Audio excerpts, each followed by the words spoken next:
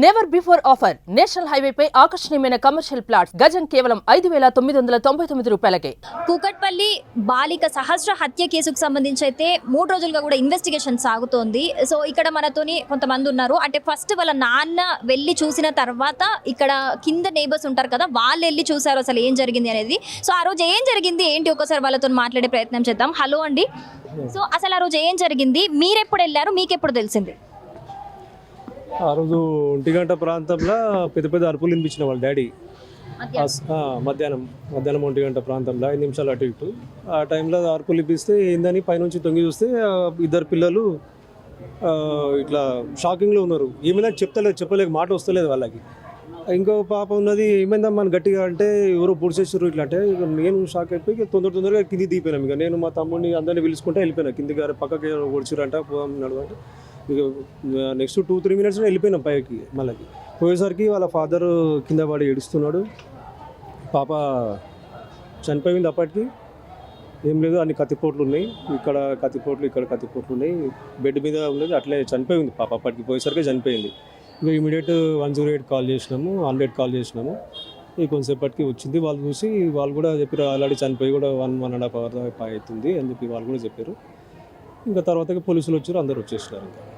అంటే మీకు ఆ రోజు అంటే రోజు రొటీన్ ఇక్కడ చూస్తే కనుక మీకు ఏరియా అలవాటయ్యే ఉంటుంది. సో ఆ రోజు ఎవరైనా కొత్త పర్సన్ ఎవరైనా అనుమానంగా ఎవరైనా కనిపించారా? లేదు మేడం, ఆ రోజు ఎవరేం కనపడలేదు.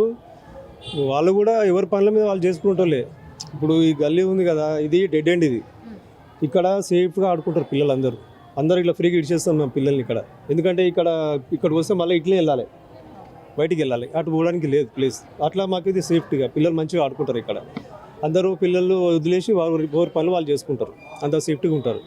ఇక్కడ కొంతమంది గంజాయి బ్యాచ్ ఉంది, గంజాయి తిరుగుతారు అంటే అన్ని వాస్తవాలు ఫేక్ మాటలు, అన్ని తప్పుడు మాటలు అవి.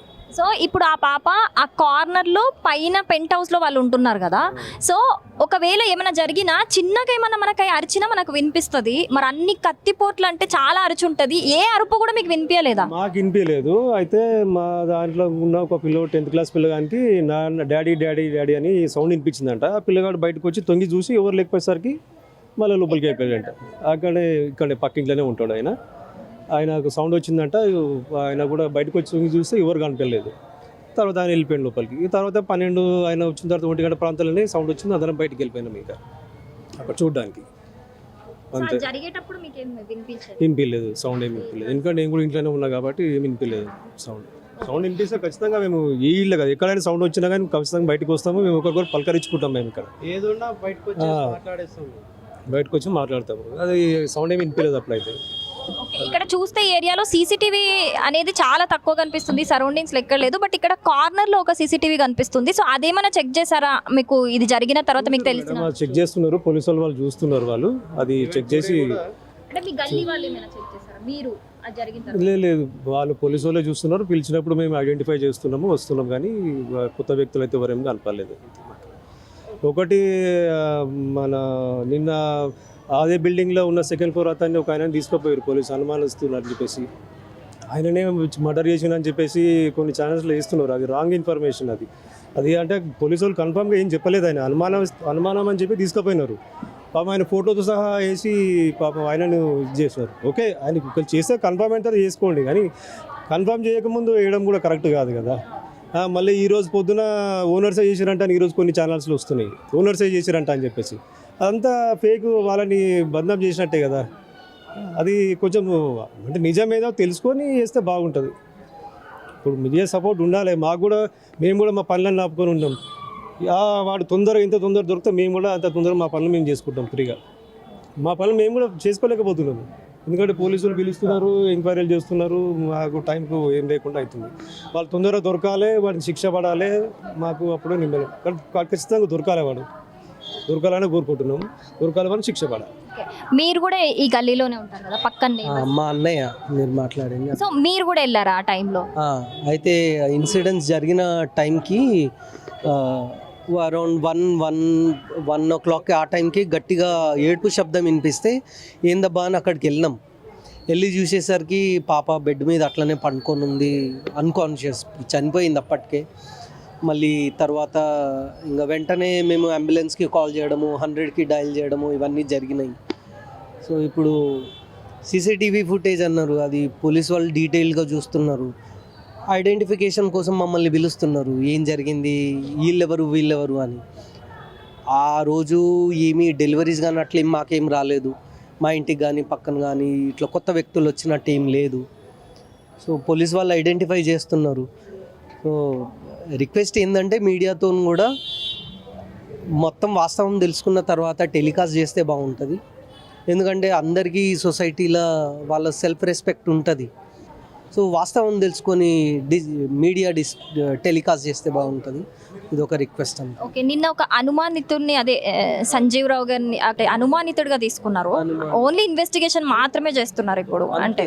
సో ఆయన గురించి చెప్పండి, ఆయన ఎలాంటి వారు, వాళ్ళకి ఆ ఫ్యామిలీకి ఆయనకున్న ర్యాపో ఎలా ఉంటుంది? కామ్, ఆయన ఎక్కువ ఇంటరాక్ట్ అవ్వడు ఎవరితో, నార్మల్ ఆయన పని ఆయన చేసుకుంటాడు, అట్లా ఉంటాడు ఆయన. సో ఆయన్నే చేసిండా అన్నది ఎవరికి తెలియదు, క్లూలెస్ ఇది. సో అన్లెస్ అని అంటే మీడియా పోలీసు వాళ్ళు కన్ఫర్మ్ చేస్తేనే కానీ చెప్పగలుగుతాం, అంతవరకు తెలియదు. సస్పెన్స్, మాకు కూడా సస్పెన్స్. ఈవెన్ మేము కూడా కోరుకుంటున్నాము ఆయన ఎవరో తెలవాలా, చట్టం ఖచ్చితంగా వాడికి ఖచ్చితమైన శిక్ష ఇవ్వాలి డెఫినెట్గా. మీకు పోలీసు వాళ్ళు ఇప్పటి వరకు ఇన్వెస్టిగేషన్లో అడిగారు కదా, ఏం క్వశ్చన్స్ అడిగారు, ఎలాంటి క్వశ్చన్స్ అడిగారు? ఇదే అడిగినరు, కొత్త వాళ్ళు ఎవరైనా వచ్చిండ్రా, మేము ఇక్కడ ఎప్పటి నుంచి ఉంటున్నాము, మళ్ళా మేము జాబ్ చేస్తామా, ఏ టైంకి ఇంట్లో నుంచి బయటికి వెళ్తాం, ఏ టైంకి ఇంటికి వస్తాము, మా ఫోన్ నెంబర్లు తీసుకోవటము, ఇంట్లో ఉన్న వాళ్ళు అందరివి మేము ఫుల్ కోఆపరేట్ చేస్తున్నాం, అట్లేం లేదు. సో మేము కూడా అదే అనుకుంటున్నాం, ఐడెంటిఫై చేయాలి, కల్పరేట్ ఎవరో ఐడెంటిఫై చేయాలి. అది సో మొత్తంగా ఇక్కడ సహస్ర ఇంటి దగ్గర వాతావరణం అయితే, హత్య జరిగిన ప్లేస్ దగ్గర వాతావరణం అయితే చాలా గందరగోళంగా కనిపిస్తుంది. ఎందుకంటే గత 3 రోజుల నుంచి కూడా ఇక్కడ పోలీసులు వచ్చి ఒక 5 బృందాలుగా డివైడ్ అయ్యి కూడా 5 బృందాలుగా ఏర్పడి కూడా ఇక్కడ పోలీసులు ఇన్వెస్టిగేషన్ చేయడం జరుగుతుంది. సో ఇక్కడ నేబర్స్ని, అలాగే ఇక్కడ మనం చూసుకోవచ్చు ఈ గల్లీలో అక్కడ డెడ్ ఎండ్లో ఆ బిల్డింగ్లో జరిగింది అక్కడ. సో ఆ బిల్డింగ్కి కింద గేట్ దగ్గర outside delivery boys are not allowed. అంటే ఏదైనా కొరియర్ వచ్చినా కూడా, ఏదైనా డెలివరీ బాయ్ వచ్చినా కూడా పైకి వెళ్ళడానికి ఆ బిల్డింగ్కి అలౌ లేదు. ఎవరైనా ఏదైనా వచ్చినా కిందికి వచ్చి మాత్రమే తీసుకోవాలి. సో ఆ రోజు ఏవైనా కొత్త వ్యక్తులు ఎవరైనా అలా ఏదైనా డెలివరీ బాయ్ అని చెప్పేసి ఎవరైనా వచ్చారా అని చెప్పేసి కూడా ఆ కోణంలో కూడా పోలీసులు దర్యాప్తు చేస్తూ ఇక్కడ నేబర్స్ని కూడా ఇన్వెస్టిగేట్ చేస్తున్నారు. సో అక్కడ డెడ్ ఎండ్లో బిల్డింగ్ ఉంటే ఇక్కడ మనకి ఒక సీసీటీవీ ఫుటేజ్ అనేది ఇక్కడ ఒకటి కనిపిస్తుంది, బట్ ఇక్కడది వర్క్ అవ్వట్లేదు అని చెప్తున్నారు. సో ఆ లాస్ట్ బిల్డింగ్లో ఉన్న సీసీటీవీ ఫుటేజ్ అనేది మనకి ఇప్పుడు ఒక మెయిన్ ఎవిడెన్స్గా చెప్పుకోవచ్చు. అంటే ఇందులో ఏదైనా రికార్డ్ అయింది మనకి, దీనికి ఈ కేసుకి సంబంధించి యూజ్ అవుతుంది అని చెప్పేసి ఇందులో సీసీటీవీ ఫుటేజ్ కూడా తీసుకొని పోలీసులు ఇప్పటికే ఎంక్వైరీ చేస్తున్నారు. సో ఈ నేపథ్యంలోనే ఇక్కడ ఉన్న నేబర్స్ని కూడా అడిగి తెలుసుకుంటున్నారు. అంటే మీరు ఎక్కడ ఉంటారు, ఎన్ని ఇయర్స్ నుంచి ఉంటున్నారు, ఎవరు ఎలా ఉంటారు, ఎన్ని గంటలకు వెళ్ళారు, ఎన్ని గంటలకు వచ్చారు, ఇలాంటివన్నీ కూడా వీళ్ళ ఇక్కడ ఉన్న చుట్టుపక్కల వాళ్ళందరిని అడిగి కూడా పోలీసులు ఇన్వెస్టిగేషన్ చేస్తున్నారు. ఈ రోజు కూడా పొద్దునుంచి, ఈరోజు 3వ రోజు హత్య జరిగి ఈ రోజు కూడా పొద్దునుంచి కూడా ఎస్ఓటీ పోలీసులు వచ్చి మొత్తం కూడా అక్కడ ఇల్లు జరిగిన అంటే కింద ఏదైతే నేబర్స్ ఉన్నారో అది జరిగింది 3rd ఫ్లోర్ పెంట్ హౌస్లో. So 2nd floor and ground floor ఓనర్స్ని అందరినీ కూడా ఇన్వెస్టిగేట్ చేస్తున్నారు. సో ఈ చుట్టుపక్కల కొన్ని షాప్స్ ఉన్నాయి, అక్కడ కూడా ఎవరైనా అనుమానంగా కొత్త వాళ్ళు ఏమైనా కనిపించారా అని చెప్పేసి ఇన్వెస్టిగేట్ చేస్తున్నారు. సో ఇక్కడైతే ఏదైతే హత్య జరిగిందో అక్కడ మొత్తం అయితే వాతావరణం చాలా గందరగోళంగా కనిపిస్తుంది ఈరోజు 3వ రోజు అయితే. సో మొత్తంగా అయితే ఈ కేసుకి సంబంధించి అయితే ఇప్పటి వరకు ఎలాంటి అంటే ఎవరు జస్ట్ అనుమానితులు మాత్రమే ఉన్నారో తప్పితే ఎవరు వీళ్ళు అంటే ఎవరు చేశారు, ఏంటి, ఎందుకు చేశారు, అంత కిరాతకంగా ఎందుకు చంపారు అనే దానికైతే నిజంగా అందరూ క్లూలెస్గానే ఉన్నారు. సో మొత్తంగా అది ఇక్కడ 3వ రోజు పరిస్థితి అయితే. కెమెరామెన్ నగేష్తోని శిరీష, సుమన్ టీవీ.